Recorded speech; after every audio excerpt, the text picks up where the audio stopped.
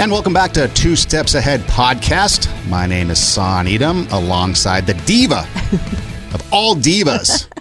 She's putting new holes in the ozone layer with her Aquanet. I did, actually.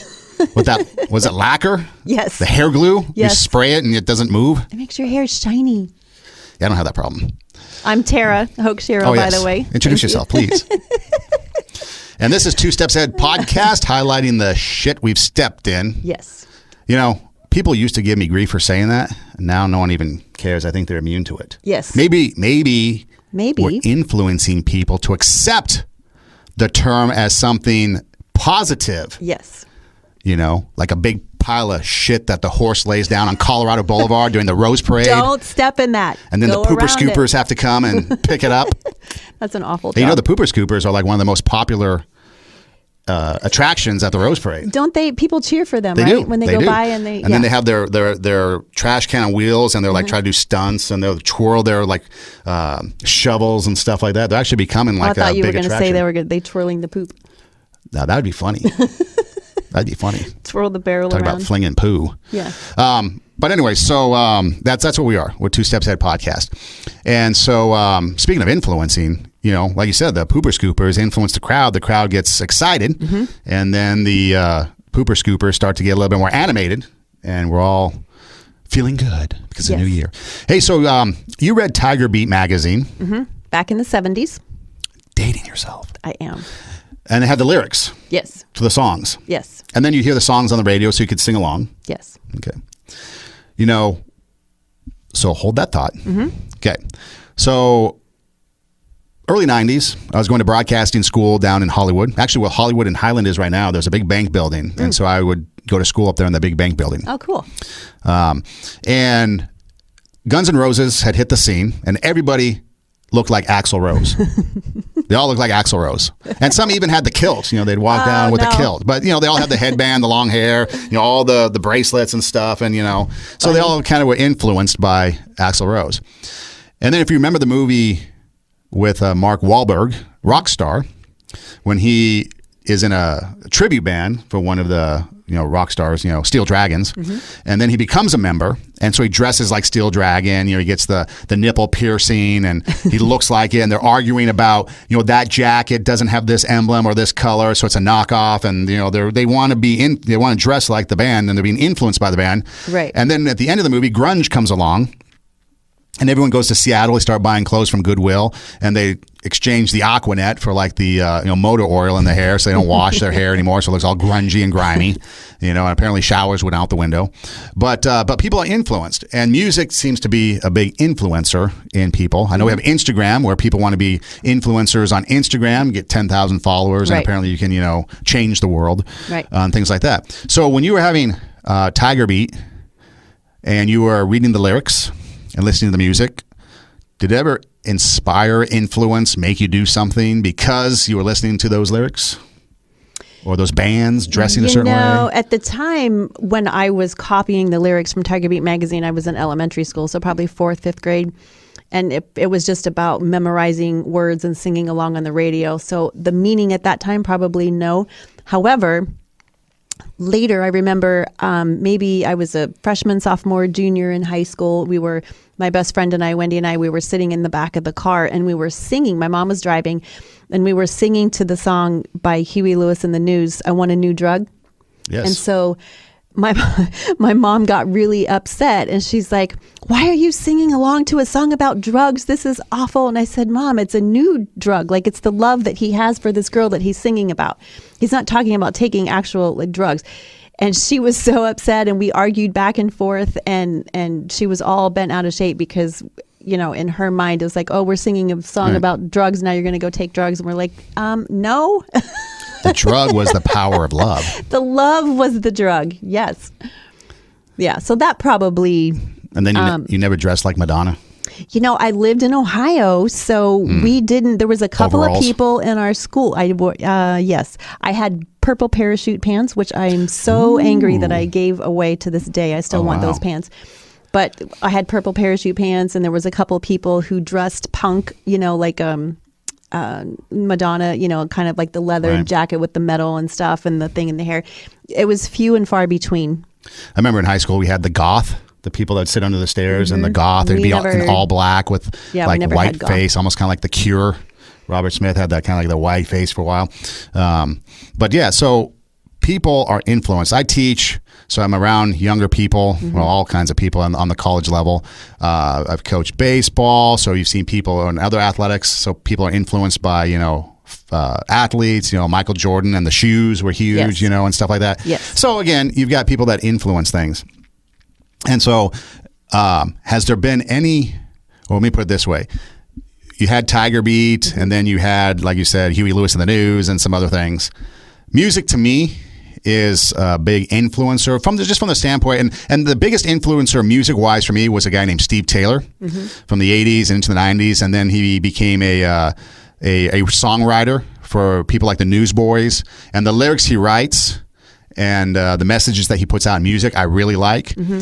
Other people, you can hear inspirational quotes. Sometimes I'll put it down like Poison, only the bravest try where eagles and angels dare to fly, or like Aerosmith's Life's a Journey, not a destination, so then enjoy the ride. So there's some lyrics that I like to take and I like to incorporate into maybe inspiring other people, because I think that music does move people. It's the soundtrack to life. Yes. So what would your biggest influencer or a person, thing, what has influenced you the most, would you say, do you think, in your life? I think what has that long life. Hey, I am not that much further along than you. So long life. Shut your mouth. My gray's coming out.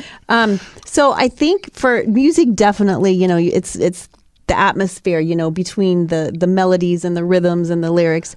But for me, what is a bigger influence has been classic movies, old movies, and soap operas, which sadly enough. So who did shoot JR? Who shot JR? Wow, Anyways. that was a huge thing way back then. It was. I never found out who shot JR. Wasn't it a Dream episode? No. Somebody did shoot him. No. It was so much hype, like who shot him. Now I don't even remember who it was. But anyway, so soap operas. We digress. So soap operas, right? So I grew up in the 70s, and so the first movie actually that I remember watching, besides the cartoon version of Robin Hood, was Gone with the Wind, and I was probably 4 or 5. It was on TV, and I was enamored with Scarlett O'Hara. Gone with the Wind is loosely where I got my name from Tara, the ranch, but. I was enamored with Scarlett O'Hara, the way that she floated down the steps, the way that the men were buzzing around her like bees. Every time Scarlett was in the room, there would be like a group of men around her, and that fascinated me. And then also the classic movies, the older movies. I always watched like from the 40s, 50s, and 60s. There's a certain aesthetic. A certain way of doing life, in those movies. And I find that fascinating. And then also soap operas. I grew up watching soap operas every single day. And in the summertime, in between school, I probably watched 2 or 3 in a row, back to back. And then during school, I would watch, General Hospital or whatever was on at 3 when we got home. But those, I would say, influenced me in a way that taught me, not in a good way, but how to manipulate and how to flirt and how to get your way. I get the door open and because I tried some of those, right. Like when I started dating, I was like, some of those influences came out from what I was seeing on the soap operas, the way that the men treated, and the guys would be like, why are you, acting that way? Because they're not necessarily nice. Everyone's on their own personal agenda, and there's a way to bat your eyes. There's a way to, Yeah, I think it was Roy Orbison when he wrote the song Pretty Woman. It was inspired by something his wife said one time when she was going out on the town. He was like, "Do you need money?"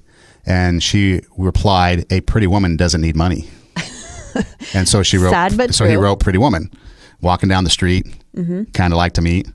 And so, so we get influenced by things. So I could totally see you dressed up in that Southern Belle, the big dresses and stuff, walking out the carousel. I would love to. I almost bought one. You can buy those dresses online. I forget the name. Dude, you should, and then wear it for one of our shows. I would need like a bigger studio. Talk about being a diva. You would be way over there, and my big dress would be all over. Well, we'll stack it. I'll sit on a ladder behind you, just above you, and then that way we do it. And you could fan me. So yeah, exactly. Get the fans. Yeah. So getting back to music real quick. Well, first off, did you see Casablanca? Was that an inspirational love movie? Casablanca? Yes. And then yes. There were some other ones that were really cool. So I'm taking it, well, these are all black and whites, right? Before they were colorized? Yeah. So, in the 50s, they started... colorizing them?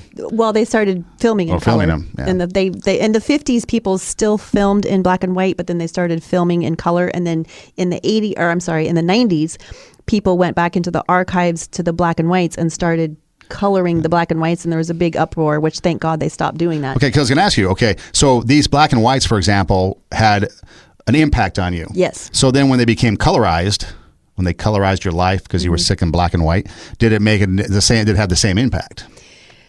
A little bit. Well, it obviously brings it to life, but I was very fascinated with the fact that the women wore sparkly gowns and there was always a drink cart. I mean, every movie that's worth its weight, out comes the drink cart. Somebody rolls it over and there's these really cool glass decanters that are beveled and authentic, and everybody looks great while they're arguing because everybody's always dressed up in the old movies, and they're always the women are in heels and dresses, and even when they're mad at each other, they're very polite about the way that they say it a lot of times. One of my favorite movies is All About Eve, with Bette Davis, and so there's a lot of tension in there, but the fur coats and the gowns and the sparkles and the high society and the long cigarettes and I don't know, I'm not really sure. You'll have to shrink me one of these days. I'm not really sure why that all fascinates me, but it really has an impact on me. Bette Davis, ooh, those eyes. She was amazing. So so music, when I grew up, I think the first album I got was from my aunt, was the Beach Boys. Okay. And then I got a Michael W. Smith album, I think one time, and it was a little more raucous than your hymn music, but it was music that I started to like. Well, then, like I mentioned, the kind of like the rock music, we got old enough to start listening to the radio and listening to rock music and things like that. And so our parents from our school would take us to these seminars, and we've been more than one. And I'm going to drop the guy's name because he deserves it. Al Manconi. Seminars on music, and it was about backward masking, where you spin the record backwards and the devil talks to you. I remember one time he said, okay, I'm going to spin the record backwards and you listen, and what do you hear? So he spins it backwards, and I literally swear to you, I heard, I like peanut butter and jelly sandwich. I did. I remember it vividly. Straight from Satan's mouth, right? So then he's like, okay, what did you hear? Now listen and see if you hear Satan is Jesus or something like that. I don't know, whatever. All I remember from this is the I love peanut butter and jelly sandwich. So we spin it backwards, and of course we hear what he told us because of the power of suggestion. Right. And then he would go on and he'd put up album covers and he'd be like, Kiss, Kids in Satan's Service. Or like AC/DC was Antichrist, Devil's Child. And then, of course, some like Motley Crue had pentagrams and stuff. And the one time I did go to a Motley Crue concert and they played Shout at the Devil and they threw up pentagrams on the wall at the Forum.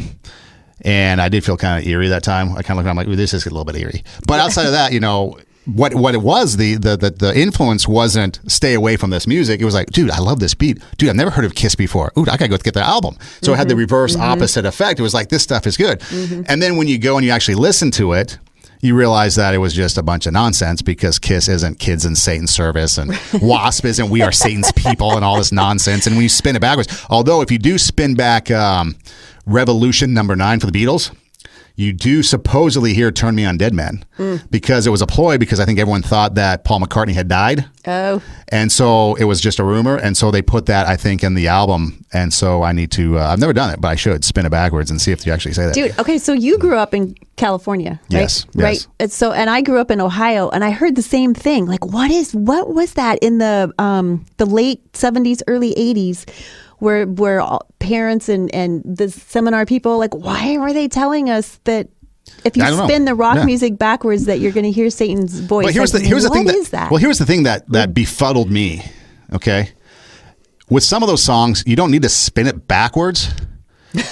Just listen to it normal and you've got some problems. That's true. Why am I going to spin it backwards nowadays, to hear? But then I don't know that the lyrics were. Yeah, no. I mean, you bent. could go back. You could go back and listen to any hair band metal. Yeah. I mean, Guns N' Roses, their first album cover was a cover of someone being raped, depicted being raped, and they had to change that cover because there was a lot of backlash.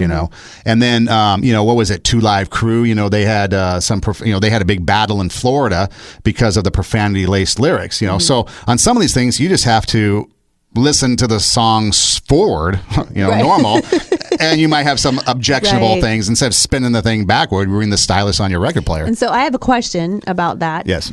So on one hand, we say it's poetic license, like an artist can create and they can put out whatever they want because that's their creative bent, right? But then if you're a fan and you listen to those lyrics over and over and because we listen to songs over and over because they have meaning and impact for us, right? So if we listen to those over and over and over and over and over, what kind of influence does that have on us? That negative. I mean, hearing it once is like, okay, the artist, that's their thing. But then when it becomes think about it. Okay, repetitive. Yeah. Well, think about the grunge music we talked about a little bit. Kurt Cobain, took his life. And so then that kind of inspired others, that kind of music to maybe he didn't personally inspire people, but people look at that and then they see, oh, maybe suicide is an option. Okay.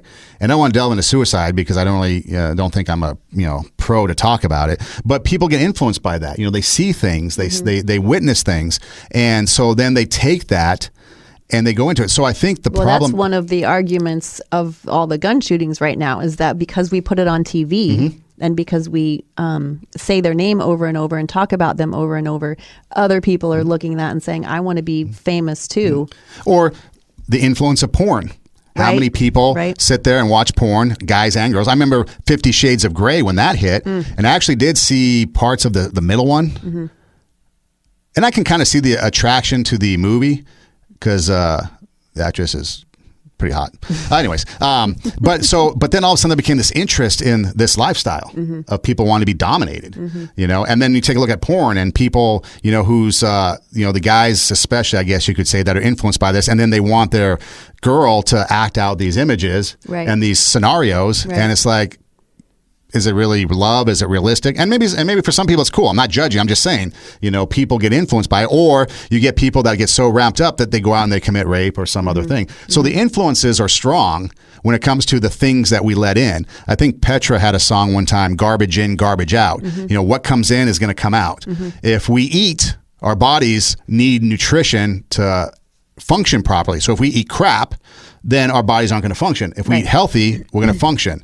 Our cars need to be maintained, tire pressure, oil changes, need fuel, And so in order for it to maintain a good car, a good working car, it needs to be, the good stuff needs to be put in. So what goes in, what comes out. Check oil or the change oil light that's on my car right now, I should pay attention to that, the change oil light. Yeah, see, and I've got this triangle that says my tire pressure needs to be adjusted, but then it just depends on the day. One day it's cold, so it goes down. The next day it's warm, so it goes back up.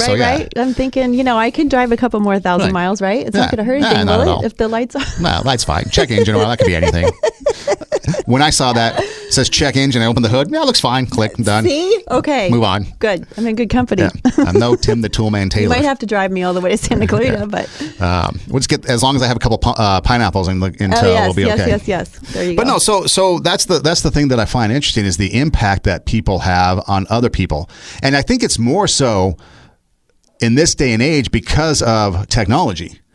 Internet in the home, phones are now computers, Instagram, social media. I did an interview one time with a guy that did a documentary, and I'd love to get him on our podcast, but he did a documentary on social media called Social Animals, and it followed the lives of 3 different people, and one of them was a girl that was bullied. And it was only because one person was jealous of this girl, so she started something online, and boom, it spread. That's awful. And so one person influenced a bunch of other people that almost nearly destroyed this girl's life because she tried to kill herself, and failed, fortunately, and so she's on the rebound. But it's like the things that we let people influence us, whether it be friends, hey, you need to try. I remember, the drugs were the big thing. Hey, try this, try weed, try this, try it. And it was because they wanted us to be in their world. But it was like, why do we listen to that if we don't want to be in that? Why do we let other people dictate to us things that we want to do, even if we maybe don't want to do that. Well, I think it's part of that, as I'm listening to you talk about this, but I think part of it is just the way that our culture or the way that our society is, the way that we're groomed. Because when you think about it, we don't really decide what to wear. Every season, the fashion industry. Wow, I'm having a really hard time talking today. What is that? Tongue-tied. Wow, let me start over. Every season, the fashion industry comes out and says, this is the color that is in for the season. And this is the style that is in for the season. This year, we're going to wear our skirts 3 inches shorter. Now we're wearing them 3 inches longer. And they dictate to us through various forms of media and the clothes that they put out. They decide what we're going to wear. And so then they put them in the stores. And then, we all show up, it's amazing that we all show up wearing the same stuff, right? So we don't really decide much of anything. I mean, the food industry, the music industry, everything is put out for us, and we're told this is what's in, this is what's out, this is what we're going to eat, this is healthy, now it's not healthy. The eggs, like back and forth and back and forth. I think people finally just gave up because eggs are, healthy and not healthy on an every other day. But I think that's just how we roll, right? Why do we refrigerate eggs? Yeah. You know what? They last way longer than the date on the box. Did you know that? And you can check them that if you to get a glass of water and you put the egg in, it drives my family nuts. They're like, oh my gosh, mom's trying to kill us. If you put the egg in a glass of water and if it sinks to the bottom, it's still fresh. But if it floats, then you have to get rid of it. So like 10 or 20 days past the expiration date, I'm like, oh, let me check it. And if it sinks to the bottom, I'm cooking it. And they're like, oh my gosh, she's killing us. I'm like, no. Wow. But I never understood if an egg comes out of a chicken fresh. Yeah, it's warm. in the coop, why do we put it in the refrigerator? But I'm going to try that. I'm going to try that egg thing. So if I get salmonella, I'm going to tell you my egg sunk and I got salmonella, then I'm going to come knocking. No, right. Because if it floats, I got to get rid of it. If it floats, you got to get rid of it. If it floats, it's not your boat. Yes, don't eat it if it's floating. But they're way past the expiration date. Well, see, okay, there you go. Expiration dates influence our decisions on food. So how much of that is designed for us to throw out produce or food that's good, so that we have to go buy they have to go buy more. And now we're spending money because it becomes this thing that whoever puts the expiration date on it wants us to spend more. And then there's conspiracy theories about electronics. All of our washing machines and TVs and everything used to last way longer back in the day, and now they don't last very long at all. And there's people saying, oh, I think they do that on purpose so that we have to go buy new ones. Our phones, I'm convinced that, and this is my conspiracy theory, that as soon as my contract is up with Apple, it like my phone just breaks immediately, and I have to go get a new one. Yep. Or how about this? I talked to a guy one time, AAA, because my car wouldn't start, so they had to bring me a new battery. I'm like, dude, I just got this battery like a year or so ago, and with AAA they keep track because I buy my batteries through them, and they keep track. Yeah, you had it almost 2 years, and they die after 2 years. You have to replace them. I'm like, dude, back in the day when I first got my car, it'd be like 5-6 years. Exactly. You never had to worry about a battery. But now they like die every couple of years because they want you to get a new one, and that's all they do. And so it's like, we're being influenced by these things. Or you remember seeing the, I think it was the movie, the kind of cartoonish, not the cartoon, but the cartoonesque type movie, Josie and the Pussycats, with that girl from She's All That. Yeah, vaguely, yeah. Rachel Lee Cook, I think's her name. And it was all the subliminal messages, Yes. Or like Wayne's World, yes. when they're talking about, and they're all directed on Reebok and Pepsi and Doritos, and they're making a spoof on this influence of these images that are out there for us to take in, but we really don't know where we're taking it in because they're subliminal or they're just kind of nondescript. And so it's amazing when you think about it, just how much influence things people have on us on a daily basis that we make decisions about that we do. Right. And I know we've talked about it before, like you think of a college Friday night, Saturday night, the parties and stuff, lives that are destroyed because of decisions they made because someone was influencing them to do something, drink too much, or, pursue that girl too much, or pursue that guy too much, or, just give it up, it's okay, I love you, whatever. And, the bad decisions we make because of the influence we listen to, which gets me to my point. We have to have some sort of, it has to be in our character to have some sort of standards that we live by, regardless of the situation that we're in. Right. If we have those standards we have that character to live by those standards, regardless of the situation we live in. And those standards can be influenced by things. But if we live by it, then when we're put in those situations, then we won't have to worry about how we're going to respond because we have those standards. I would say it's easier to make the decision. Yeah, okay. It's because we still stumble. Well, for example, if you... But we have the standard. So like, for example, well, okay, go ahead. No, just you go first. I was going to say... Age before beauty. Wait. Stop, think about that. Okay.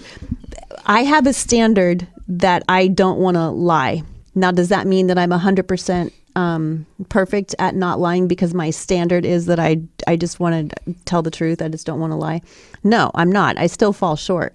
But because I have that standard that lying is not okay, that's the goal. And so my ratio of lying to telling the truth is way lower because I'm always striving to tell the truth. Sometimes it's hard to tell the truth because if you tell the truth, then you might get in trouble, right? Somebody might not like what you're saying, or I might get consequences if I, did something and I don't want to admit, because then I'm going to have consequences, so I lie. So, but if my standard is that lying is not okay, and I'm always striving for that standard, then it's easier to not lie, and but as soon as I say, well, a white lie is okay, or it's okay to tell a little bit lie in this, it's okay to be manipulative in this situation. As soon as I do that, now I'm on a slippery slope down the spiral. So the standard is there to help us reach for a goal, but we're never going to reach at 100%. So as long as you're 51-49, you're good. Well, hopefully I'm more more than that. 80-20, 90-10. No, you got high standards. I have but the thing is that we lie to ourselves every day. We think we're better than we are. We think we're worse than we are. We say, oh, I didn't mean to do it, when we really did. We base ourselves on our intentions. So I intend to exercise, or I intend to tell the truth. So then we look at ourselves through that intention and not through the reality of no, you're really not exercising. You're really not telling the truth. But because we intend to do the right thing, we think that we're better. So we lie to ourselves all the time. So we're never going to arrive. People who say they don't lie, it cracks me up. They just lied. Dude. When they say they don't lie, they lie. Right. They just, And some people have a really hard time admitting that, we all do. It's human nature. So you mentioned earlier the movies, early movies, 40s, 50s, 60s, kind of were an influence for you. Any people that kind of influenced you, maybe over a lifetime, maybe to do something, maybe something bad, something good? I don't know that it was a person, but except for Scarlett O'Hara. But I think it's accumulation of the women that I watched, and now watching them as an adult through adult eyes, I look back on some of these movies and I'm like, whoa, I cannot believe that women were treated that way, back in the day. It's awful. I don't remember the name of the movie, but there was one recently where a guy literally reached up, put his thumb on the girl's lips, smeared her lipstick all over her face and her chin, and I was like, oh my gosh, I was so shocking. But then there are characters where the women are the manipulators and the instigators, and it's fascinating because they want to make sure that back then there was a committee that every movie had to go through in Hollywood, and there was I forget the name of it, but every movie that was made had to go through this committee, and the committee in Hollywood had to accept the movie. And if they didn't, they said, oh, there's too much smoking, or the woman looks bad, or the man, whatever, they would reject it, and they would either have to redo those scenes so that the movie would pass. And if it didn't pass that committee, it wouldn't get published. And so so there's different protocols. Like when you'll see different things in the movies that they just didn't. Once that committee was gone, then just all hell broke loose, and the movies were just they just went. They started doing everything, and then you look at it and wow, they did that back in the 60s. They showed that on the movie screen. So I think women in general, just the way that they were around the men, had a huge influence on me, not necessarily in the positive way. That makes it interesting, because I was talking to a guy when I worked at Clear Channel a few years ago, well, probably 10 plus years ago now, and he came from South Central LA. Okay. And in the black community, he was telling me that, fathers are absent pretty much. You're raised by your mother, your grandmother. And so for him, he had a choice. He was on the streets, and it was the gangs or the church. They were both pulling on him. The church, just the general in church, I'm not this, but, was like, hey, come with us because, you go to the gangs, and the gangs are, hey, we're your brothers, you come with us. Right. And so he was being pulled by these two different influences. And he told me that he ultimately decided to nix the gangs and go more church side, okay, or get involved in, that type of thing. And it said it changed his life because he knew a lot of people that were running in gangs back when they were pulling on him to come join that ended up in jail, dead, etc. wow. Yeah. And so he was glad that he chose the right influence of the church to go that route because then he was able to get into radio. And I think now he's coaching football at the community college. And I think they just won like the college football, state championship not too long ago, like last year or the year before. So he's actually doing really good. But imagine if he had chosen the gang life, Right. what his life would have been like. If he was still alive. Yeah, if he was still alive, he could have been dead, jail, who knows. Right. But here he has a good life, family. And, we would talk every once in a while. And even now when we talk, it's one of those relationships where we go for years, don't talk. And then as soon as we talk, we can pick right up where we left off. He's a good guy. But, that male influence, whether it be a dad or somebody that's a male, to influence for the good, the next generation of boy to raise up, I think is lacking in some places. And even the dads are the bad influences on the kids because it's like we've got a generation of people that are being raised where the women have to settle for something less than maybe what you did because you were taught be this way, expect a guy to treat you this way. And now guys don't know how to treat people. They don't know how to treat women. They don't know how to interact with each other, and then you see it on college campus too, just, different people and how they are. And it's like, what's influencing them to act a certain way? And then do they realize that their actions have ramifications on themselves and other people? But it's because we lack positive influence. Right. And I would say even, the influence you were talking about, the dads, even, I think about all of the dads, and I know several, all of the dads that are having or have had affairs, right, in their marriage. And that influences not only the wife, but it also influences the kids. It is so devastating when the dad or the mom, in some cases, has an affair. And, we could look from the outside and say, oh, yeah, this family looks great. But that, what pulls that person away to have the affair? And then what is the damaging effect on the family?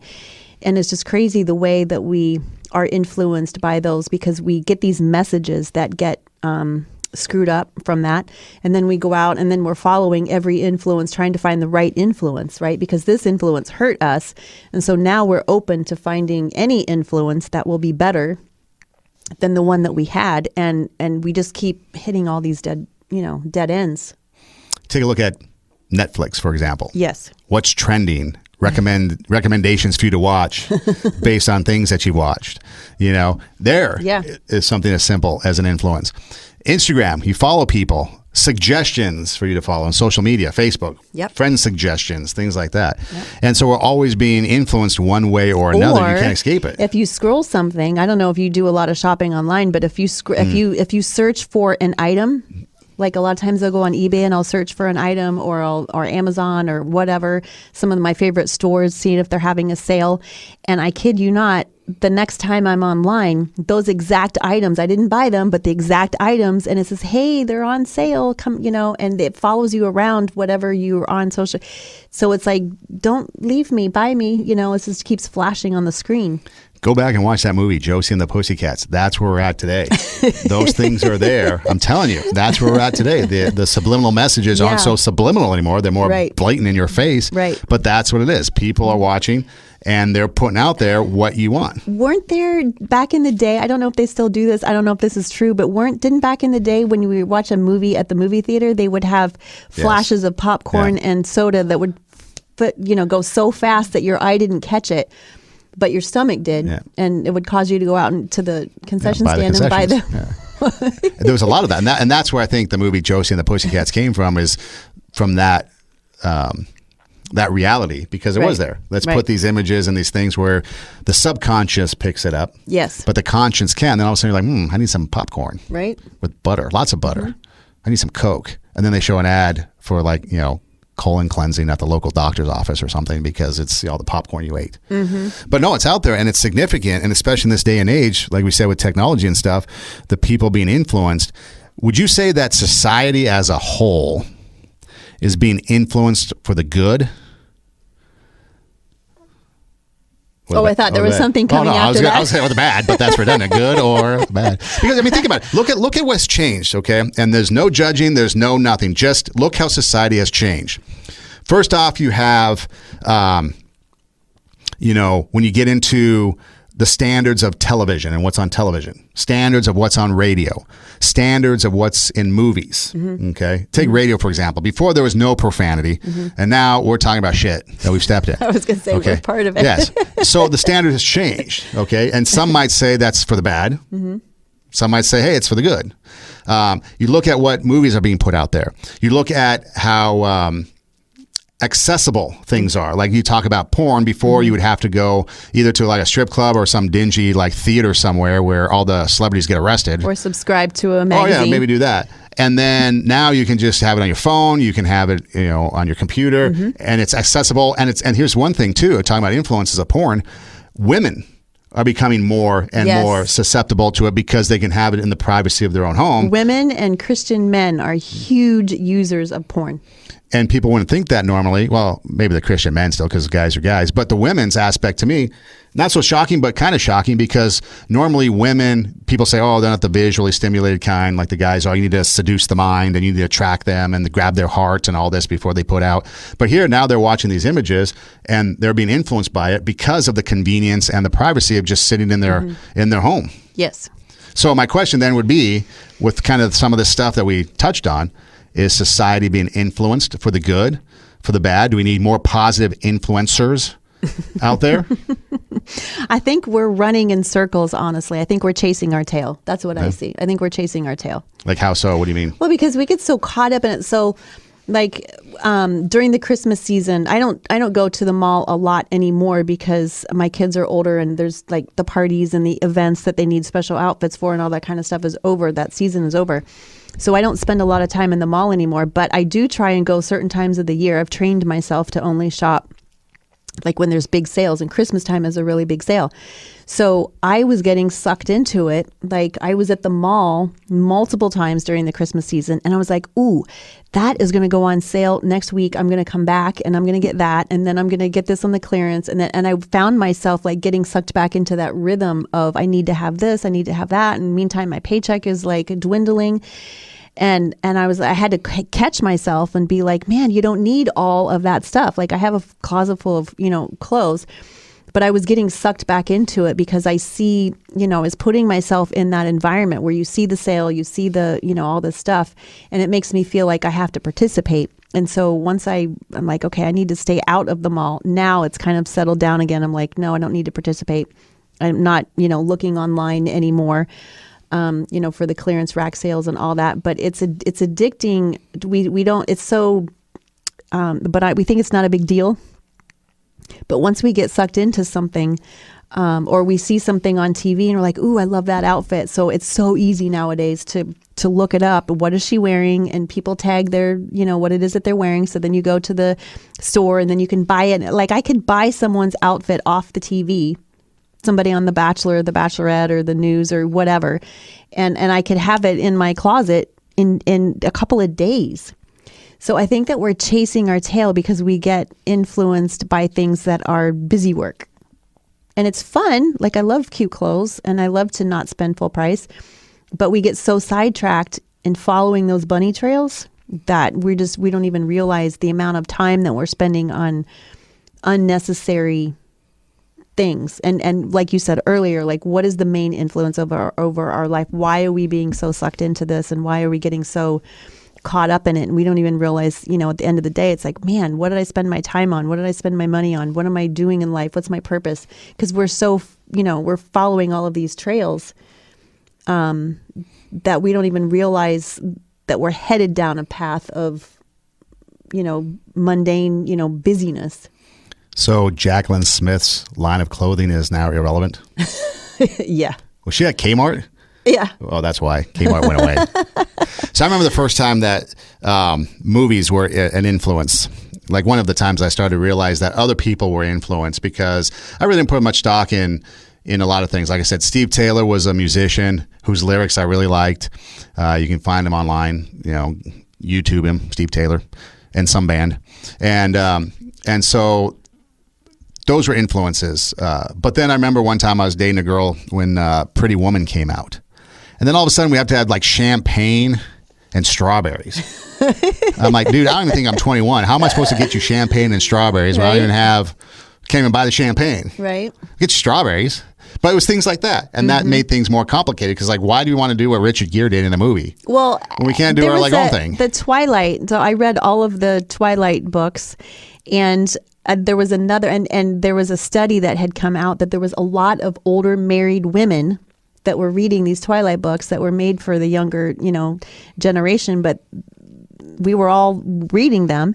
And there was a lady that told me, she says, yeah, I read this book, and then my husband was, she likes to read in bed, and so she said her husband was laying next to her snoring, and she put the book down on the shelf, and she's like, why can't he be this romantic? Why can't he, be like Edward, and why can't he protect me that way and love me that way, like this vampire dude? And, it's crazy how we get so sucked into some of this stuff.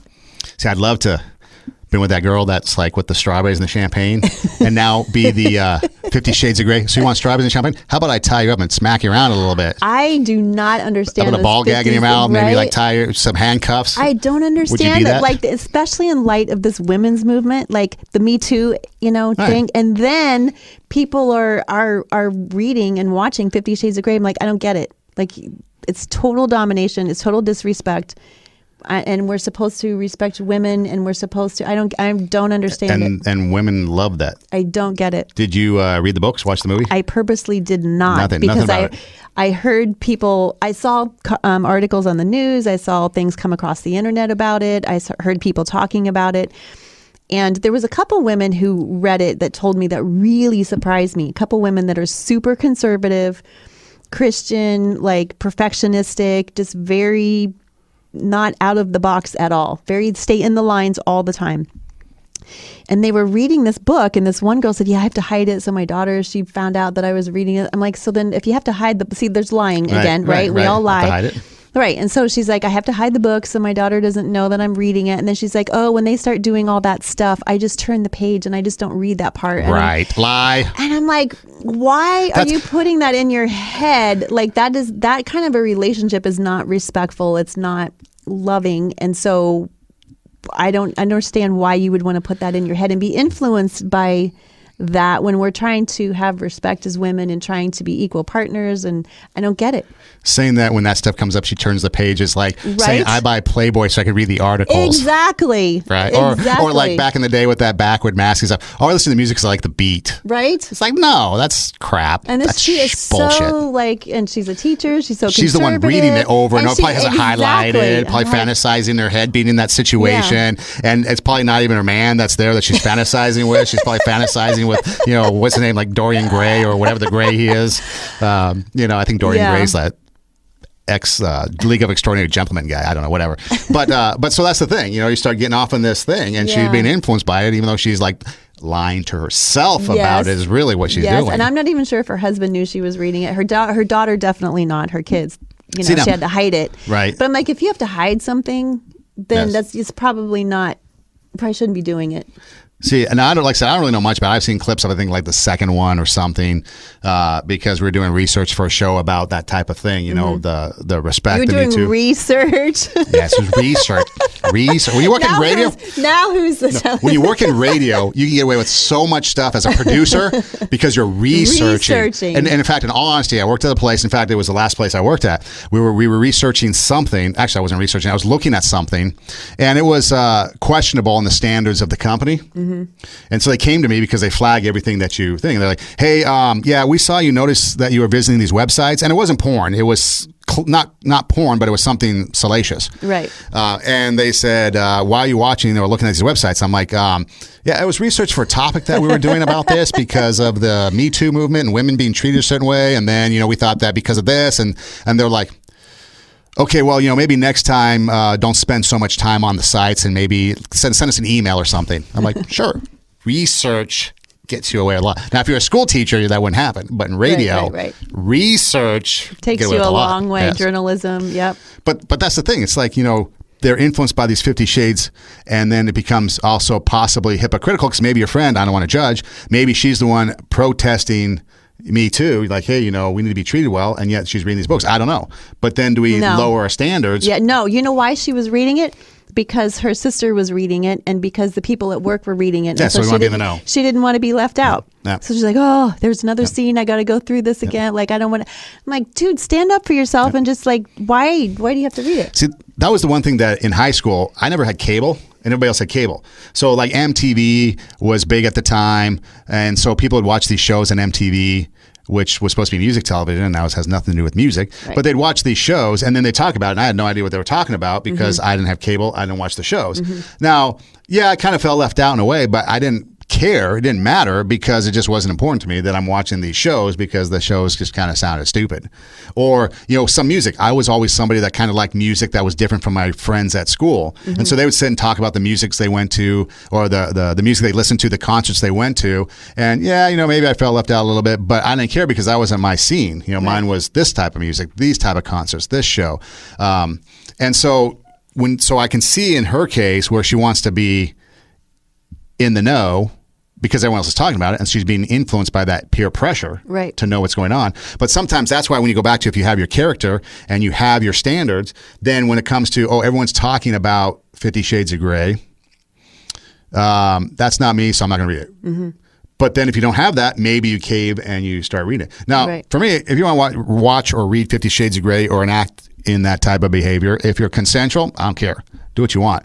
But for some people, it becomes a way where it's like they're peer pressured into doing something they don't want to. Imagine how many guys would, so take 50 Shades of Grey and you have the bondage aspect of it where she's being tied up or in handcuffs or blindfolded or being, demanded, to do things and be obedient, be the submissive. Okay. So now imagine, and it's more in a romantic style-esque way, I guess, fantasy. Whereas you take porn and you do that same thing and it's frowned upon because you're demeaning to women.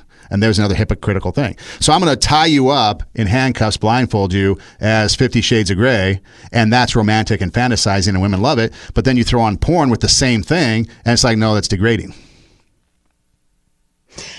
I have a guess. I just have a guess, and this is totally like not an educated guess, but I'm just wondering if some of the appeal for the women in 50 Shades of Grey is because even though it's oppressive, they're still being pursued.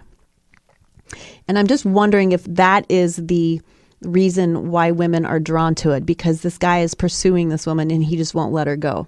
Now, it's an unhealthy pursuit from what I hear. It's not, she wasn't always comfortable with the pursuit from what I'm hearing. But being pursued nonetheless. And I think as women, we want to be pursued, and we'll take being pursued in an unhealthy way if it means that we're pursued as opposed to not being pursued at all. And I think that's why a lot of times people stay in relationships that are not healthy, because if I leave the relationship, now I don't have anybody at all. So it's better to be with someone that's not treating me so well as opposed to being alone. So I'm just wondering if that's the draw to it. And of course, don't they, in the second or third book, don't they end up getting married or something? I don't know. Like I said, I didn't follow it, but I think they did. And I don't know that it's a healthy, relationship. I don't know if she was like trying to reform him but just, I just think that might be, and I know in the Twilight, definitely it was, him pursuing and him protecting and him taking care, of her in a way that we are not cherished as women. We're not taken care of by our men the way that this Edward the vampire does.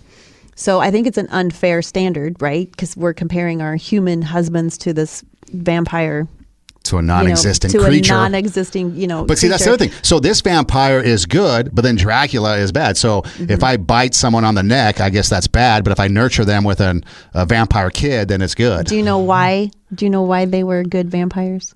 In Twilight? I have no idea. Because they're vegetarians. Oh, is that why they're good? Because they eat animals and not people. The vampires eat animals. The werewolves. See, whatever. No, the vampires, instead of eating people, they go and they hunt and they eat animals. That's why they were good vampires. So then where do the werewolves come in? But the werewolf, that was that just a long-standing, because I would see my vampire movie, and we're getting off topic, but my vampire movie is Underworld with Kate Beckinsale, I think it is, the Underworld totally thing. different, yeah. And that is vampires versus werewolves, long-standing enemies. So maybe that's the same thing. There was vampires, or there were now you're getting me all tongue-tied. There were werewolves in Twilight, and there was a battle between the vampires and the werewolves. So that was still part of the story. But the werewolves, this one particular pack, were also good. They just were jealous of each other because they both liked the same girl. So, but anyway, so we're talking about influencers. Bring us back. Okay, so We got way off one track. last note, and then I'll bring it back to this. So when one of those Twilight movies came out, I knew some people that were going to go see it. They want to go? I'm like, no. I said, but I bet you within a minute or two of the movie, is that Taylor Lautner's shirt is coming off. Yes. He And was sure the enough, werewolf, by the way. Was it? Okay, and sure enough, within 30 seconds of the movie, his shirt is coming off. And I'm like, dude, told you. And he That's the only thing I has need to know. a nice physique. Let me just say, he was very nice to look at. So if he was in 50 Shades of Grey, would you have watched it? No. Oh, okay. No, but topless, I honestly but don't shirtless wanna... in Twilight movies is okay. No, I didn't say it was okay. I just said okay. that he was nice to look at. But that's, So bringing it back, like you said, I guess I would say this. Okay. We get influenced by a lot of things. Those influences can be good, can be bad. They can be neutral. We can be influenced by creativity. I know a lot of people that like fashion, and they look at some of those fashion magazines and fashion Instagram accounts, and they get inspired by it, and they do great things. I say that all the time. I want to wear that outfit. Yeah. I want to buy it. I want to wear it. Yeah, and that could be a good thing because you're, feeling good about yourself, and maybe you're influencing other people to dress well, and that's a good thing. You got people that get influenced by other things, maybe 50 Shades of Grey, maybe porn, and it becomes a bad thing because it becomes an addiction, it becomes abusive, it becomes treating people the wrong way. You talked about treating people, the thumb on the mouth. If we had men that were influencing younger men on how to raise them up to be men, have good character, how to treat a woman. If we had older women treating younger women on how they should be respected and treated as opposed to just being abused and neglected and, that. So if we started to have these positive influencers in our lives, then maybe we start to change. We don't have to become boring. We don't have to become fuddy-duddies. We don't have to be anything like that. But we start to become influencing people for the good. Then maybe that's where the whole thing kind of ties up, is looking for people, either if we need it, looking for positive influencers or becoming one. Becoming somebody that you can influence somebody's life for the good. If you had a good life, maybe you can pay it forward, so to speak. If you've had a crummy life, maybe you look for somebody. In the last episode, we talked about my family dynamic, looking for somebody to step in and kind of mediate this, sibling issues that we have. Okay. So you're looking for a positive influencer to help solve the problem.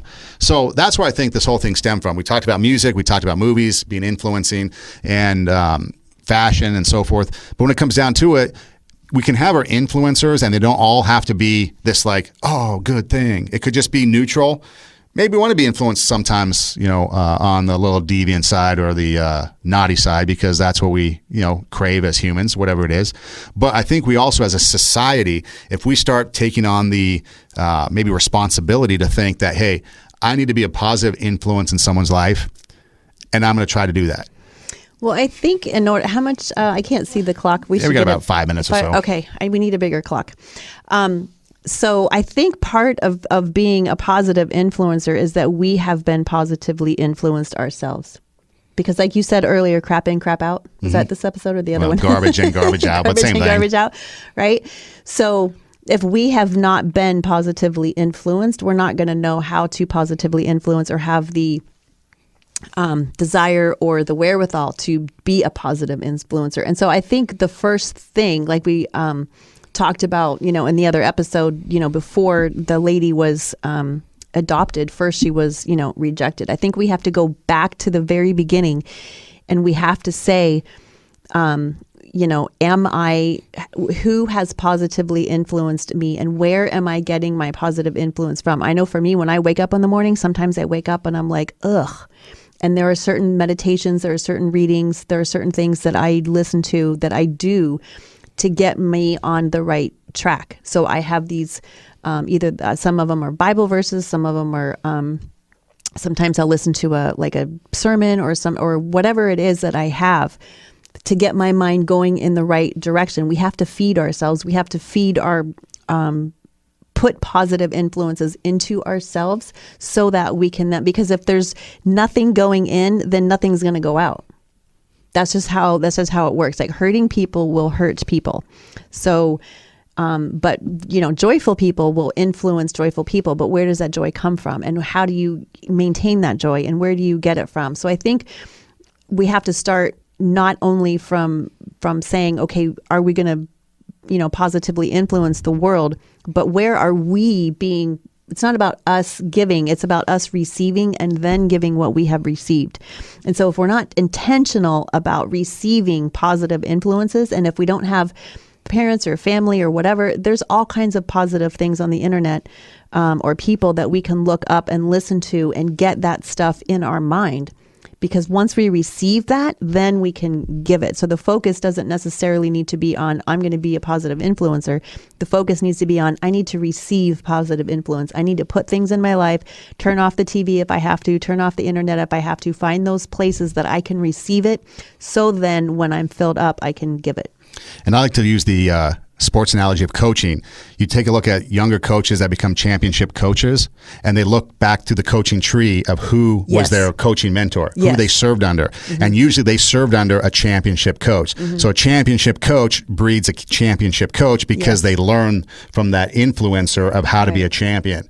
And same with players and stuff. But I love that coaching analogy. Oh, this person's a champion. Well, look who they came from. Oh, this guy's a champion. Their mentor was a positive influencer that was a championship coach, so they became a championship coach. And we have to be purposeful to find that. If we're listening to things that are not influencing us in a positive way, if it's causing us to feel bad or be angry at the world or whatever, then we need to change what we're listening to and watching to and reading. And we have to be very intent on receiving those positive messages. Two Steps Ahead podcast is who we are, highlighting the shit we've stepped in so you don't have to. Check your influencers. Are they good? Are they bad? We're not judging, but, just check them to make sure that you're being influenced for the positive and not the negative, because life is better when you're dealing with the positive. Son Edom is my name. Edom Rocks is my Instagram, at Edom Rocks. The show Instagram is at 2 Steps Ahead. You can find us on YouTube. Search Two Steps Ahead Podcast. Also, if you go to our Instagram at 2 Steps Ahead Podcast, you can see the shows on Instagram TV. And then we're also on all the major platforms like SoundCloud, Spotify, Pandora, iHeartMedia, iTunes, Stitcher, all the platforms. So check us out, 2 Steps Ahead Podcast. And your social media is? I am on Instagram at Tara Hoke Shiro, TaraHokeschiro. Hit us up. You can direct message us, DM us on Instagram, or if email is your thing, 2stepsaheadpodcast@gmail.com. Hey, thanks for being with us. Thanks for listening. Thanks for watching. Do tell a friend, and have positive influencers in your life. Thanks, guys. See you next time.